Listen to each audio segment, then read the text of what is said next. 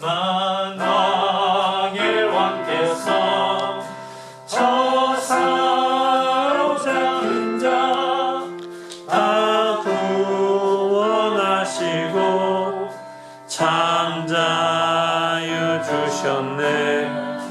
승리의 노래가 온 성에 들리니 성령이 오셨네. 성령이 오셨네. 성령이 오셨네. 내 주님 보내신 성령이 오셨네. 이 기쁜 소식을 온 세상 전하세. 성령이 오셨네. 한없는 사랑과 그 크신 은혜를 늘 의식하면서 안 믿는 자에게 내 작은 힘으로 고치려나니 성령이 오셨네. 성령이 오셨네. 성령이 오셨네.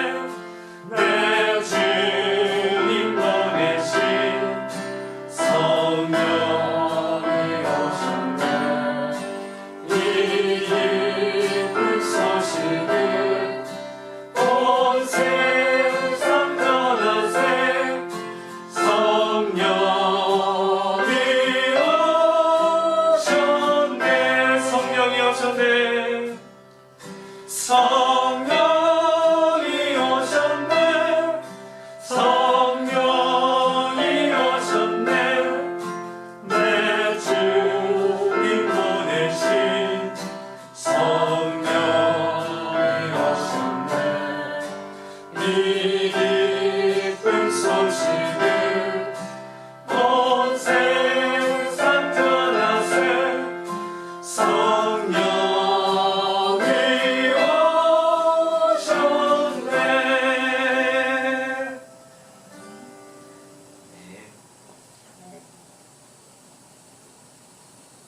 우리 이 시간 허무한 시절 지날 때 함께 찬양하시는데요. 예수님께서 부활하시고 승천하시고 나서 예수님의 약속하신 성령님을 기다릴 때 예수님의 그 제자들과 예수님을 따르던 자들은 예수님이 없어지셨기 때문에 이제 승천하셨기 때문에 그들에게 또 한 번의 위기일 수도 있었습니다. 네, 그때 하나님께서 예비하신 기도하신 성령님이 오셨을 때 그들이 다시 일어서고 교회가 세워지는 모습을 우리가 보았습니다.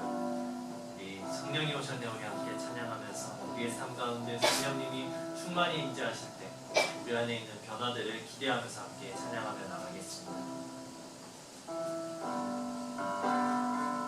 허무한 시절 지날 때 허무한 시절 지날 때 깊은 한숨 내쉴 때 그런 분명 모시며 안식하는 분인데 봄과 같이 너희를 버려두지 않으니 내가 너희와 영원히 함께하리라. 성령이 오셨네.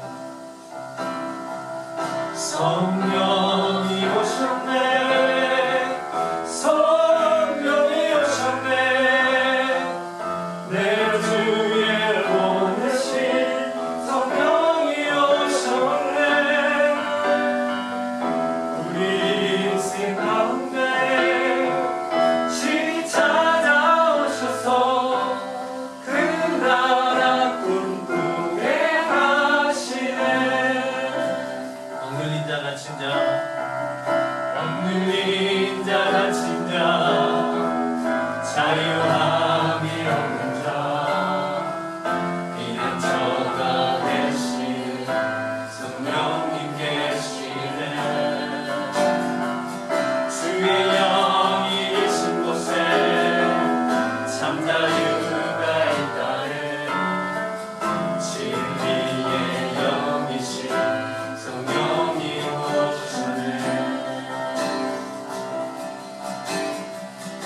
성령이 오셨네 성령이 오셨네 내 중에 보내신 성령이 오셨네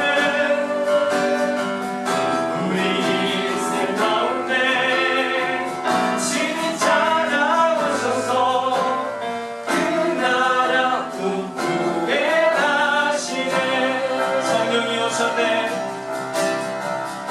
성령이 오셨네 성령이 오셨네 내 주에 보내신 성령이 오셨네 우리 인생 가운데 신이 찾아오셔서 그 나라 꿈꾸게 하시네 성령이 오셨네 성령이 오셨네 성령이 오셨네 내 주에 보내신 성령이 오셨네 우리 인생 가운데 신이 찾아오셔서 그 나라 꿈꾸게 하시네 성령이 오셨네 성령이 오셨네 내 주님 보내신 성령이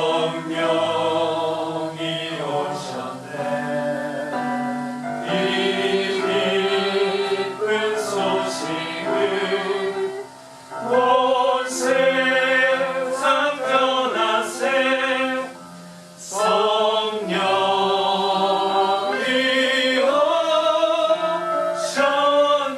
성령이 오셨네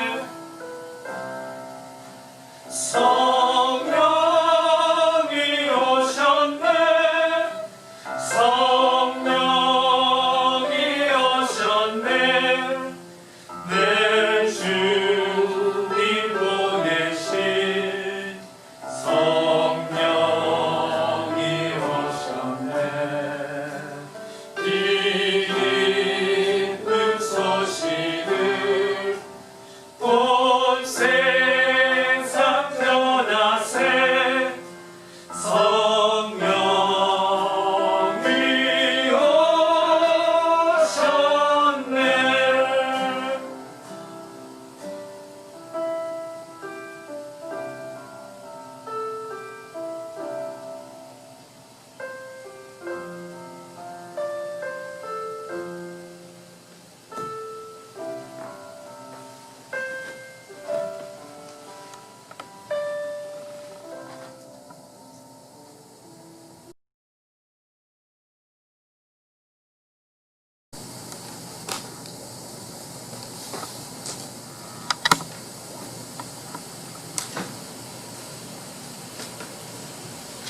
기도드리겠습니다.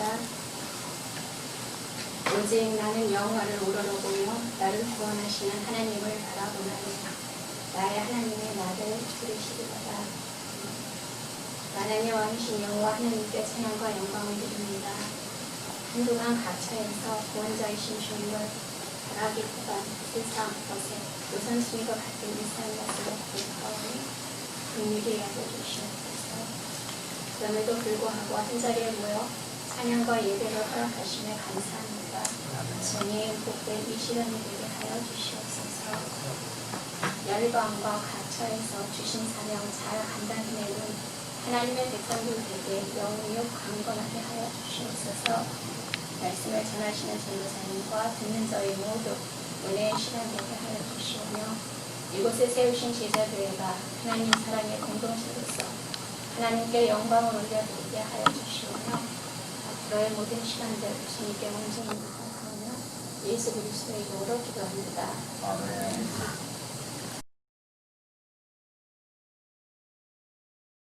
오늘 하나님께서 주신 말씀은 열왕기상 19장 9절에서 18절까지입니다.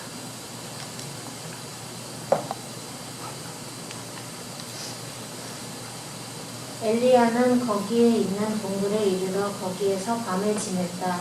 그때 주님께서 그에게 말씀하셨다. 엘리야야, 너는 여기에서 무엇을 하고 있느냐? 엘리야가 대답하였다. 나는 이제까지 주 만군의 하나님만 열정적으로 섬겼습니다. 그러나 이스라엘 자손은 주님과 맺은 언약을 버리고 주님의 제단을 헐었으며 주님의 예언자들을 칼로 쳐서 죽였습니다. 이제 나만 홀로 남아있는데 그들은 내 목숨마저도 없애려고 찾고 있습니다. 주님께서 말씀하셨다. 이제 곧 나 주가 지나갈 것이니 너는 나가서 산 위에 주 앞에 서 있어라. 크고 강한 바람이 주님 앞에서 산을 쪼개고 바위를 부수었으나 그 바람 속에 주님께서 계시지 않았다. 그 바람이 지나가고 난 뒤에 지진이 일었지만 그 지진 속에도 주님께서 계시지 않았다. 지진이 지나가고 난 뒤에 불이 났지만 그 불 속에서도 주님께서 계시지 않았다. 그 불이 난 뒤에 부드럽고 조용한 소리가 들렸다. 엘리야는 그 소리를 듣고서 외투자락으로 얼굴을 감싸고 나가서 동굴 어귀에 섰다. 바로 그때 그에게 소리가 들려왔다. 엘리야야, 너는 여기에서 무엇을 하고 있느냐? 엘리야가 대답하였다. 나는 이제까지 주 만군의 하나님만 열정적으로 섬겼습니다. 그러나 이스라엘 자손은 주님과 맺은 언약을 버리고 주님의 제단을 헐었으며 주님의 예언자들을 칼로 쳐 죽였습니다. 이제 나만 홀로 남아있는데 그들은 내 목숨마저도 없애려고 찾고 있습니다. 주님께서 그에게 말씀하셨다.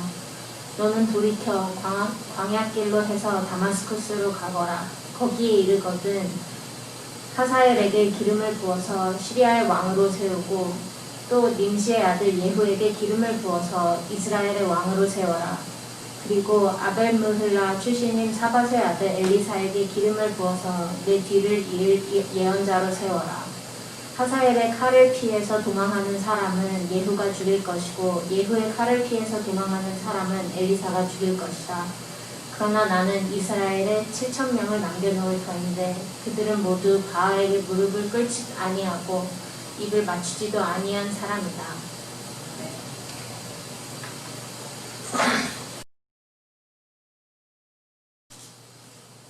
안녕하세요. 안녕하세요. 아일랜드의 극작가에도 아주 유명한 사람이 있었습니다. 버나드 쇼라고 하는 사람인데요. 이 조지 버나드 쇼가 이런 얘기를 했대요. 우리 주변에 이웃에 대해서 저지르는 가장 사악한 죄, 그 사악한 죄는 그들을 미워하는 것이 아니라고 그랬습니다. 그들에 대한 관심이 없는 것, 그것이 이웃에 대한 가장 사악한 죄라고 얘기를 했답니다. 근데 무관심이 바로 비인간성의 본질이라고 이제 버나드 쇼가 이어서 얘기를 했다고 하죠. 이 사람이 그냥 사회주의자하고 약간 좀 반기독교적인 정서를 가지고 있는 사람인데 공동체에 대해서 또 이렇게 잘 지키고 있는 걸 보니까 또 그가 자라난 그 환경 또한 영향을 무시도 못하는 것 같습니다. 현대 사회는 사람들로 하여금 각자 도생의 길을 걸으라고 자꾸만 이야기를 합니다. 즉 자신 앞에 놓인 길만, 내 눈앞에 놓인 길만을 바라보면서 자신과 가족 그리고 나와 관련된 그런 공동체에만 신경을 쓰면서 살아가라고 그렇게 얘기하는 것 같습니다. 또한 이 현대사회는 무한 경쟁 속에서 우리가 살아남기 위해서 계속해서 돈과 명예, 권력 이런 것들을 추구하라고 우리에게 이야기합니다. 하지만 이러한 삶의 끝이 얼마나 공허한 것인지 사람들은 생의 마지막 순간에 이르르면 그걸 깨닫게 되죠.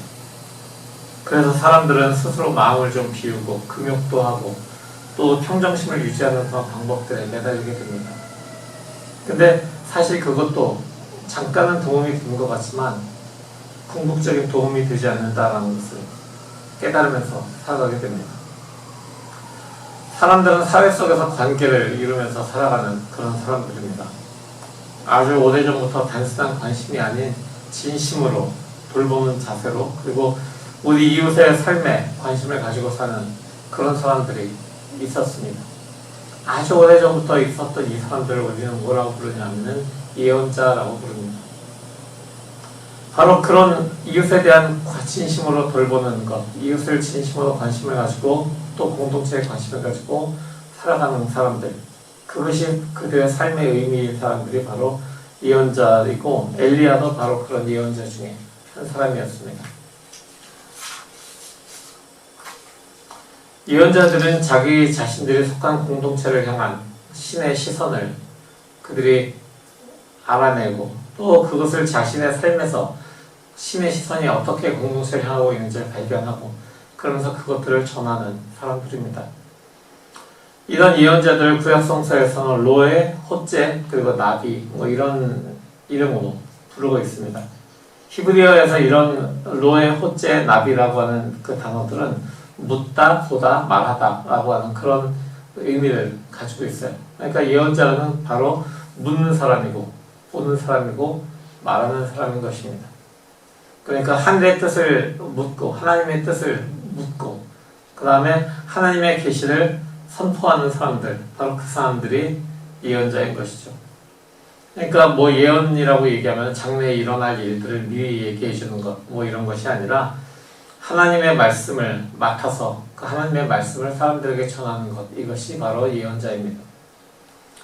예언자를 가리키는 영어 단어 prophet이라고 하는 그런 단어가 있는데 이것이 그리스어인 prophetess라고 하는 단어에서 유래가 됐어요. 그래서 그 prophetess라고 하는 단어 역시 prophetess 이 두 개의 단어가 합해진 건데 무언가 대신해서 말하는 사람이라고 하는 뜻을 가지고 있습니다. 기원전 9세기경에 엘리야가 활동을 했습니다. 근데 이 엘리야가 활동한 당시에 이스라엘에는 바알 숭배가 아주 만연했습니다. 이스라엘 사람들이 원래는 목축을 하던 사람들인데 가나안 땅에 와서 정착해서 살면서 그들이 농경사회 문화에 이제 흡수되게 됩니다. 그들이 농경사회에서 살면서 그 땅에 살던 남아있었던 그 바알 숭배자들의 영향을 받아서 무언가 농사를 지어서 이렇게 풍요를 가져다주는 그 바알 신을 섬기게 됐던 것이죠. 원래 이스라엘 민족들은 하나님의 도우심으로 사울, 다윗, 솔로몬 왕의 시대를 거치면서 굉장히 부강한 나라로 자라나고 있었습니다. 근데 솔로몬 왕이 이방 왕실과 결혼을 하게 되고 그런 결혼을 통해서 이방 신들이 이스라엘에 들어오는 그런 결과가 생겨납니다. 결국 이스라엘 사람들이 이방의 신들을 섬기기 시작하고 하나님의 백성인 이스라엘 민족들은 결국은 그 이방 신을 섬기는 그런 상황 속에서 나라가 두 개로 쪼개지는 그런 결과를 맺게 됩니다. 나라가 둘로 나누어진 이후에도 이들은 계속해서 이방 신을 섬기고 하나님의 뜻께서 멀어져가는 그런 모습을 보입니다. 그렇기 때문에 거기에 대한 하나님의 징계가 이제 시작이 되죠. 엘리야는 아합 왕의 시대에 살았던 선지자입니다. 근데 아합이라고 하는 이 왕이 사실 엄청난 바알의 그 숭배자였습니다. 아합의 와이프인 이세벨이라고 하는 그 여인을 통해서 이 아합도 하나님을 버리고 완전히 바알을 섬기는 또 아세라를 섬기는 그런 이방신 숭배자가 되어버렸던 것이죠. 그런 걸 지켜보시던 그 하나님께서는 엘리야를 통해서 아합에게 경고를 하십니다. 앞으로 3년 동안 비가 오지 않을 것이다 하고 아합은 엘리야를 통한 경고를 듣습니다. 이제 하나님의 말씀대로 여호와 하나님의 말씀대로 3년 동안 비가 안 오기 시작합니다. 엘리야는 아합에게 그 비가 안 올 것이다라고 하는 그 감옥에 대한 경고를 한 다음에 그리 시냇가에 숨어서 지내게 되고 하나님께서는 엘리야에게 계속해서 먹을 것을 공급하면서 지친 그 엘리야를 돌보고 계십니다. 그로부터 3년이 지납니다. 감옥이 3년이 지난 다음에 완전히 황폐화된 그 나라에 다시 엘리야가 아합 왕 앞에 서게 됩니다. 아합에게 이렇게 엘리야가 이야기하죠. 자, 이 나라의 모든 사람들이 당신을 비롯해서 바알을 섬기고 있는데 바알의 선지자들 그리고 아세라를 섬기는 선지자들을 다 불러 모아서 산 위에 모아두시오. 그래서 그들과 내가 대결을 해서 도대체 누가 섬기는 신이 참 하나님인지를 우리가 한번 겨뤄봅시다. 이렇게 이야기하죠. 바알과 아세라의 선지자들이 850명이 산 위로 모입니다. 그리고 여호와 하나님을 따르는 엘리야 혼자 그들과 맞서게 되죠. 바알과 아세라의 선지자들이 아무리 그 제물에다가 불을 내어달라고 바알과 아세라에게 울부짖으면서 기도하면서 춤을 추고 노래를 했지만 아무도 아무런 그런 징조가 나타나지 않았습니다. 이제 엘리야의 차례죠. 엘리야는 그 재물과 그 주변에다가 장작에다가 물을 퍼부으라고 이야기합니다. 가뭄에 뭐 먹을 물도 사실 없지만은 모든 물들을 다 모아다가 그 장작과 재물들에다가 물을 붓기 시작합니다. 그래서 그 불을 피우는 그 자리 옆에 도랑을 펴놨었는데 거기에까지 물이 찰랑찰랑 넘치게 되는 상태가 되죠. 그 상태에서 하나님 누가 참 하나님이신지를 이들에게 보여주십시오라고 엘리야가 기도를 하고 하나님께서 불을 내리셔서 그 모든 축축하게 젖어있던 그 모든 재물들과 장작들이 하나님의 불에 의해서 완전히 활활 타오르는 그런 표적이 나타납니다. 결국 엘리야의 모든 승리로 하나님의 승리로 이 사건이 결론이 지어지는 거죠. 그래서 이스라엘 백성들이 엘리야의 명에 따라서 바알과 아세라의 선지자들을 모두 죽입니다. 근데 그 소식을 들은 이세벨, 아방의 부인이 이세벨이 엘리야를 잡기 위해서 이제 혈안이 됩니다. 그러면서 엘리야를 죽이기 전에는 자기가 편히 누워 잘 수 없겠다라는 그런 이야기를 하면서 엘리야를 잡기 위해서 사방으로 사람들을 보냅니다. 이 소식을 들은 엘리야는 어떻게 하죠? 도망을 가죠. 도망을 가고 광야로 깊숙이 들어갑니다. 광야의 한 로뎀나무 아래에서 엘리야는 지쳐서 쓰러집니다. 그리고 하나님한테 주님, 이제는 제가 할 건 다 했습니다. 저는 그냥 여기서 죽어도 되겠습니다. 그냥 죽여주십시오. 제 목숨을 거두십시오 라고 기도를 하죠. 근데 하나님께서는 아직 멀었다. 네가 할 일이 또 있다 라고 하면서 엘리야를 먹이시고 또 물로 적셔주십니다. 그래서 엘리야가 하나님으로부터 힘을 얻고 호렙으로 다시 호렙산으로 향하게 되죠. 그 호렙산의 한 동굴에 머물던 엘리야에게 하나님께서 나타나서 말씀을 하십니다. 엘리야야, 너는 여기에서 무엇을 하고 있느냐? 호렙산이라고 하는 이 산은 모세가 하나님을 만났던 바로 그 산을 이야기합니다. 출애굽기에서 타는 덤불 속에서 말씀하신 하나님을 만났던, 모세가 하나님을 만났던 바로 그 산이 호렙산이죠. 근데 그 호렙산에서 하나님의 산이라고 불리는 그 산에서 엘리야가 하나님께 나아왔을 때 하나님께서는 엘리야가 나온 것을 왜 여기 있는지를 모르실 리가 없는데도 엘리야야, 너는 여기에서 무엇을 하고 있느냐라고 질문하십니다. 아니, 엘리야가 무엇을 하고 있는지 하나님께서 모르실 이유가 없는데도 하나님께서 물으시니까 엘리야는 대답을 하죠. 나는 이제까지 주 만군의 하나님만 열정적으로 섬겼습니다. 그러나 이스라엘 자손은 주님과 맺은 언약을 버리고 주님의 제단을 헐었으며 주님의 예언자들을 칼로 쳐서 죽였습니다. 이제 나만 홀로 남아있는데 그들은 내 목숨마저도 없애려고 찾고 있습니다. 이 말을 좀 줄여서 조금 더 짧게 얘기해보면 이런 것 같아요. 나 하나님 위해서 열심히 목숨 걸고 일했습니다. 근데 그 결과가 모두 허사가 되어버렸고 아방이 하나님의 영광을 보면서도 다시 이세벨의 꼬임에 넘어가서 바알 숭배자로 돌아가 버렸습니다. 어떻게 합니까? 제가 언제까지 이렇게 혼자서 고군분투해야 되겠습니까? 왜 일이 이렇게 될 지경으로 주님께서는 내버려 두십니까? 이렇게 낙담한 엘리야의 대답이 하나님께 올라갑니다. 안 그래도 번아웃했던 그런 엘리야는 하나님께서 무엇하고 있느냐라고 하는 그 질문에 이렇게 대답을 한 거죠. 근데 하나님께서 왜 그렇게 질문을 하셨을까요?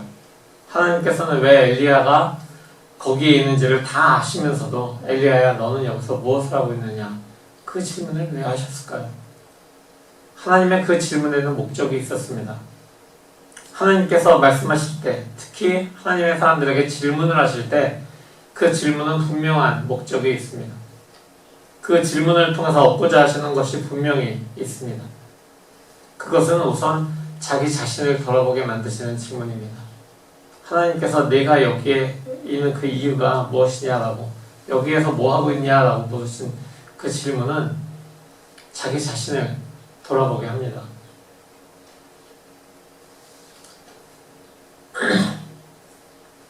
하나님께서는 바로 그 질문을 통해서 자기 자신의 영적인 현주소를 돌아보기를 원하시는 것입니다. 우리가 우리 존재의 가치를 다시 한번 생각해보는 그런 기회를 갖기 원하셔서 그렇게 질문하신 것입니다. 우리가 가진 사명이 무엇인지를 확인하시기 위해서 그 질문을 하십니다. 또한 그 모든 것을 깨달은 다음에 다시 앞으로 나갈 힘을 얻게끔, 동기를 가질 수 있게끔 하나님께서는 그 질문을 하시는 것입니다. 군사 용어에서 비롯된 그런 단어 중에 하나가 디브리핑이라고 하는 단어가 있습니다. 이 디브리핑이라고 하는 것은 군인들이 어떤 작전을 수행하기 위해서 나갔다 돌아왔을 때 그들에게 그 작전의 준비 단계에서부터 그들이 갔다 돌아온 그 시점까지 일어났던 모든 일들을 시시콜콜하게 한번 되짚어서 설명하게끔 시간을 주는 것입니다. 그러니까 디브리퍼는 앉아가지고 디브리핑을 하기 위해서 온 사람에게 당신이 가서 무슨 일을 했어? 어떤 순서로 했습니까? 그걸 왜 했습니까? 그걸 처음에 할 때의 목적이 무엇입니까? 뭐 이런 식으로 계속해서 물어봅니다. 어떤 방법으로 했습니까? 그것이 어떻게 당신이 느꼈습니까? 이런 질문을 계속하는 상태에서 디브리핑하는 상태에서 그 군인들은 자신들이 갔다 온 모든 여정을 자세히 이야기할 수밖에 없습니다.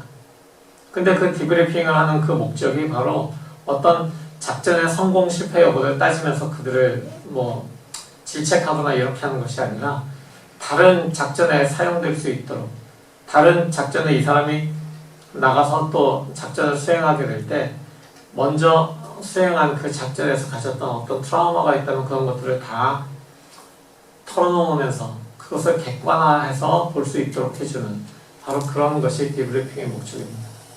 그 디브리핑을 통해서 모든 자기가 했던 것들을 객관화해서 한 발 떨어져서 보게 되었을 때, 모든 감정을 내려놓고 다시 한번 보게 되었을 때 이 군인들은 다시 전투에 나갈 수 있는 그런 동기를 얻게 되고, 또 그 다음 전투에 나갔을 때 훌륭하게 작전을 수행할 수 있도록 자기가 했던 모든 것들을 다시 한번 되돌아보는 그런 시간이 디브리핑인 것입니다.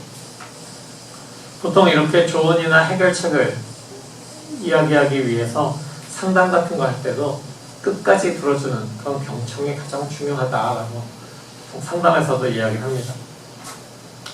하나님께서는 엘리야가 그동안에 썼던 것을 다 알고 계셨습니다. 왜냐하면 하나님께서 엘리야와 함께 하셨기 때문에 당연히 그랬겠죠. 근데 이 질문을 하신 이유는 엘리야가 너무도 영적으로 또한 육신적으로 지쳐 있어서 선지자로서의 역할을 그가 모두 할 수 없는 그런 상태가 되어버렸기 때문에 하나님께서는 엘리야에게 그 질문을 하신 것입니다. 아까 제가 선지자가 하는 그 기능들을 얘기했잖아요. 듣고, 보고, 전한다. 바로 그런 것들을 지금 엘리야는 할 수 없는 상태가 되어버렸습니다. 왜냐하면 너무도 지쳐서 자기의 눈이 감기고 자기의 귀가 닫히고 자기의 영혼의 모든 열정들이 사라져버린 그런 상태였기 때문에 하나님께서는 엘리야를 다시 소생시키시기 위해서 엘리야를 향한 디브리핑을 하고 계신 것이죠. 그러면서 하나님께서는 이제 내가 지나갈 것이니 나를 만나라 라고 이야기하십니다. 내 앞에 서라 라고 말씀하시죠. 하나님이 지나가시는데 나가서 서 있어라 라고 하는, 건물 밖에 나와 서 있어라 라는 것이 이제 나와 한번 만나서 내 말을 들어봐라 라고 하나님께서는 말씀하시는 것입니다. 엘리야가 나가서 서 있는데 바람과 지진과 불이 지나갑니다. 바람과 지진과 불이 얼마나 심했는지 온 땅이 흔들리고 갈라지고 바위가 날아다니고 하는 그런 심한 상황이 지나갔습니다. 근데 그 속에 하나님이 계시지 않았다라고 성경은 기록합니다. 그리고 맨 마지막으로 부드럽고 조용한 소리가 들려온다라고 성경은 이야기합니다. 이 부드럽고 조용한 소리를 영어 성경에서는 A gentle whisper라고 이야기합니다.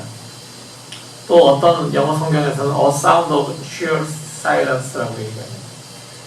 그러니까 어떤 작고 부드러운 소리 또는 완전한 침묵이라고 하는 것이 이 번역의 의미인 것입니다. 엘리야에게 하나님은 바람이나 불이나 지진을 통해서 나타나지 않으셨습니다. 그 이유는 하나님이 뭐 조용한 성품이라서가 아니라 하나님이 엘리야에게 지금 필요한 것이 침묵이라고 하는 것을 아셨기 때문에 침묵 가운데서 하나님을 만나는 것이 바로 엘리야에게 필요하다는 사실을 하나님께서 알고 계셨기 때문에 하나님께서는 조용한 침묵 가운데 엘리야에게 다가오셨습니다.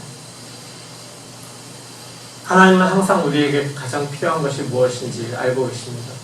우리가 구하는 것보다 우리에게 필요한 것이 무엇인지를 알고 계십니다. 그런 하나님이시죠.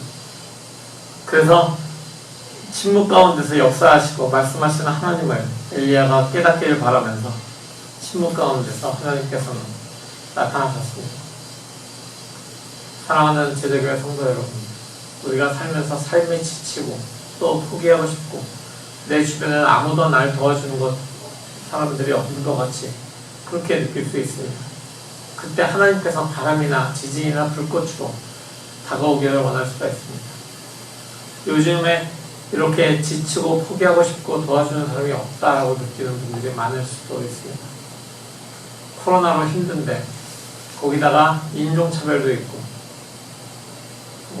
온라인으로 들어오면 비자를 안 준다고 그러고 취소한다고 그러고 뭐 이런 식으로 하니까 도대체 내가 여기 왜 와 있는 거야? 라고 하는, 도대체 이럴 때 하나님께서 바람과 지진과 불을 좀 보내셔가지고 저 동쪽에 있는 누구에게 좀 꽝 해가지고 그 사람이 모든 것들을 이렇게 다 취소하고 포기하고 다시 몇 년 전에 그 원상태로 돌려줬으면 좋겠네라고 하는 그런 생각을 할 때도 있습니다.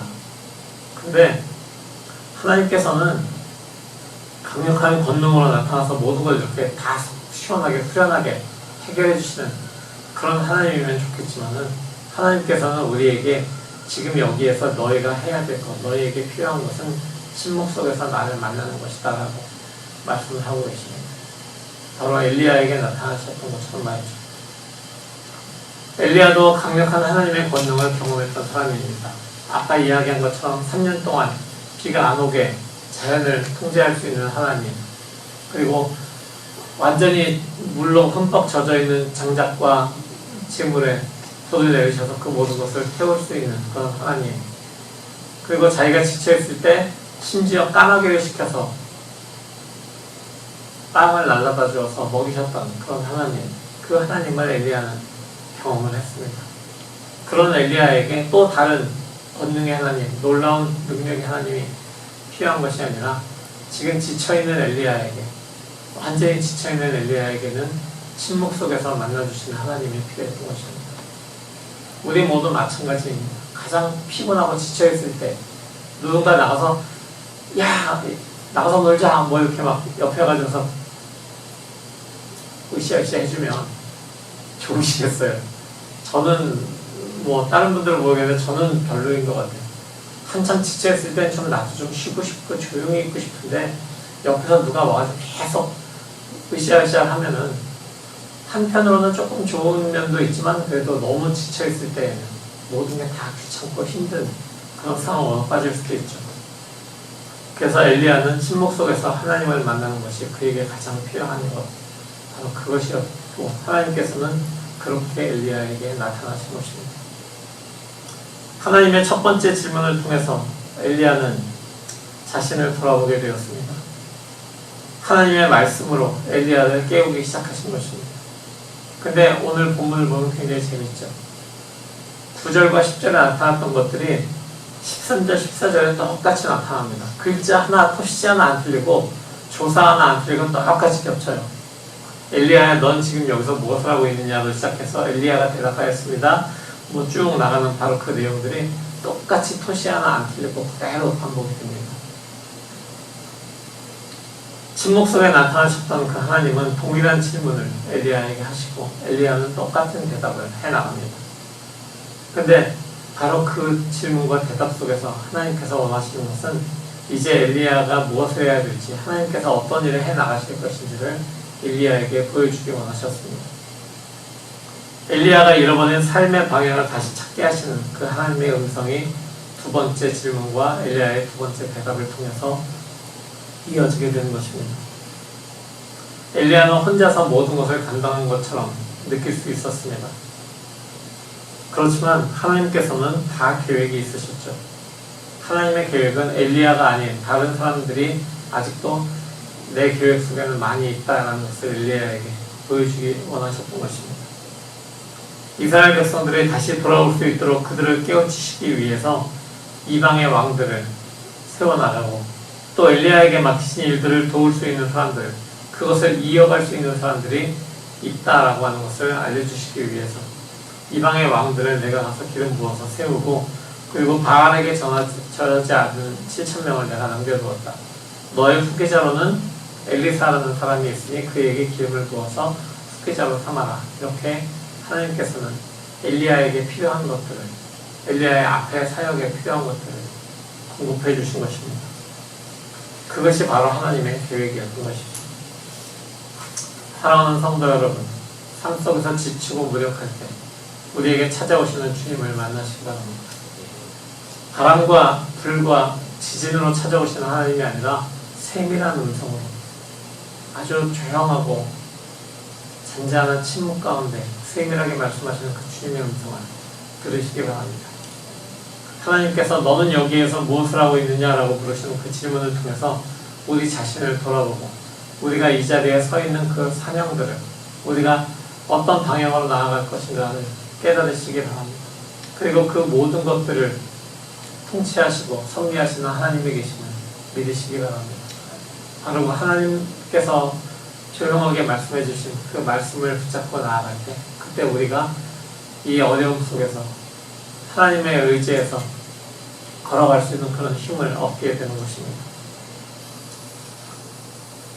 하나님은 능력의 하나님이십니다. 그렇지만 우리에게 또한 부드럽게 속삭이시는 그런 하나님이십니다. 사랑으로 속삭이는 하나님이십니다. 내가 여기에서 뭐 하고 있느냐라고 하는 그 질문은 질책이나 또는 확인을 위한 질문이 아니라 하나님의 사랑으로 하는, 바로 사랑의 하나님이 우리에게 주시는 따뜻한 그런 질문인 것입니다. 사랑으로 속삭이시는 하나님의 음성을 통해서 우리를 일으키시기를 원하는 그런 하나님이 바로 우리가 믿는 하나님이십니다. 그 하나님을 만나시기 바랍니다. 오늘 우리의 평범한 시간 속에서 평범하게 침묵 속에서 다가오시는 그런 하나님과 만나는 우리 모두가 되기를 살아계신 예수 그리스도의 이름으로 기원합니다. 아멘.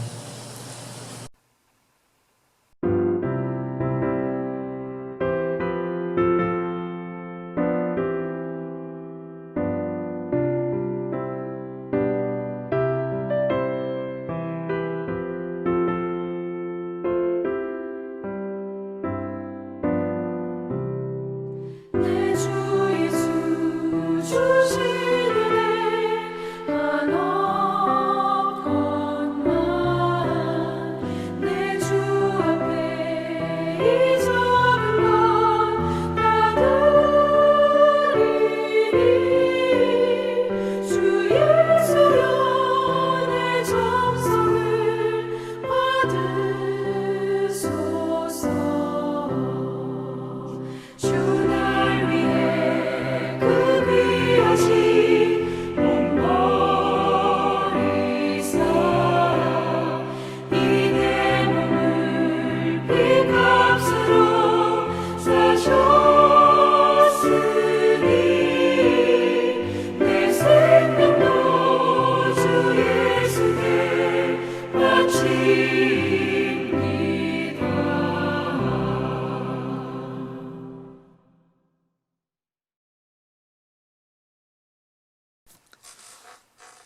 감사하신 하나님, 주님께서 모든 것을 허락하심이나 해서 감사드립니다.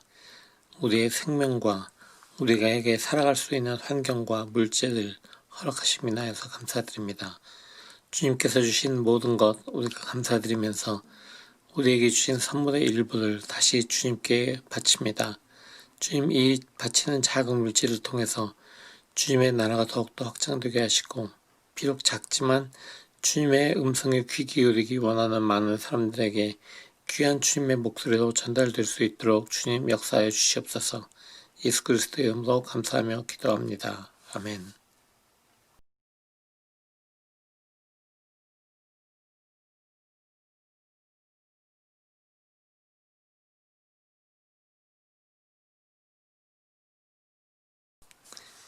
다 같이 기도합니다. 주님, 우리에게 귀한 주일을 허락하시고 주일 예배를 통하여 주님과 함께 만날 수 있게 하심에 인하여서 감사드립니다. 세상은 혼란스럽고 우리에게 너희는 못해, 너희는 할 수 없다 라고 이야기하더라도 주님께서 들려주시는 그 미세한 음성을 통해서 주님을 만나고 주님께서 회복시켜 주심을 믿고 다시 한번 세상으로 나아갑니다. 주님 모든 발걸음들 주님께서 기억하시고 우리가 세상에서 살아가는 동안에 세상을 이기신 그리스도를 품고 살아가는 귀한 주님의 사람들로 살아가도록 주님께서 함께 하시고 함께 역사하여 주시옵소서. 예수 그리스도의 이름으로 간절히 기도합니다. 아멘.